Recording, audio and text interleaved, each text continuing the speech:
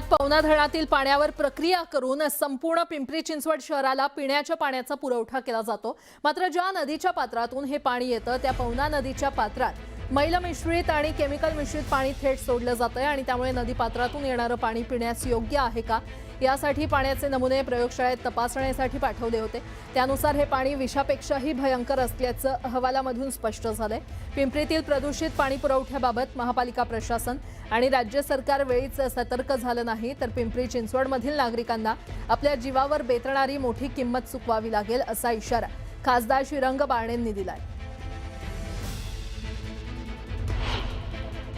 मावळचे खासदार श्रीरंग बारणे शिवसेनेचे नेते आपल्या सोबत आहेत। त्याचा उल्लेख केला पवना धरणाचा, तिथनंच या शहराला पाणी पुरवठा होतं आणि या शहराला होणारा जो पाणी पुरवठा आहे, महानगरपालिका म्हणते की आम्ही ते शुद्ध करून पाणी देतोय, पण आजची परिस्थिती काय आहे आणि त्यासाठी म्हणून तुम्ही काय पाठपुरावा करता? पवना धरणातून पाणी जवळपास 550 क्युबिक मीटर पाणी क्युसेस पाणी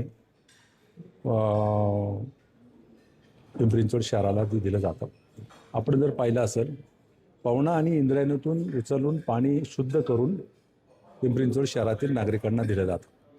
पण हे पाण्याचे नमुने जर तपासले गेले तर हे पाणी अतिशय जहरीली, विषारी आणि हे पिण्यायोग्य नाही असा अहवाल देखील आहे।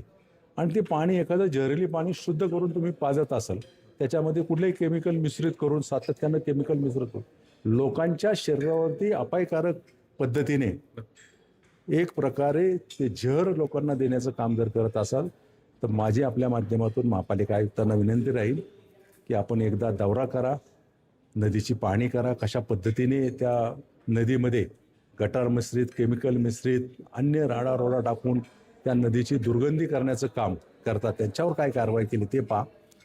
मोठा अपघात खरं तर याच्या माध्यमातून होण्याची शक्यता नाकारता येत नाही। एखादं प्रकरण झाल्यानंतर शासकीय यंत्रणा जागी होती, परंतु या नदीच्या दूषित पाण्या पिल्याने नागरिकांचा जीव देखील जाऊ शकतो।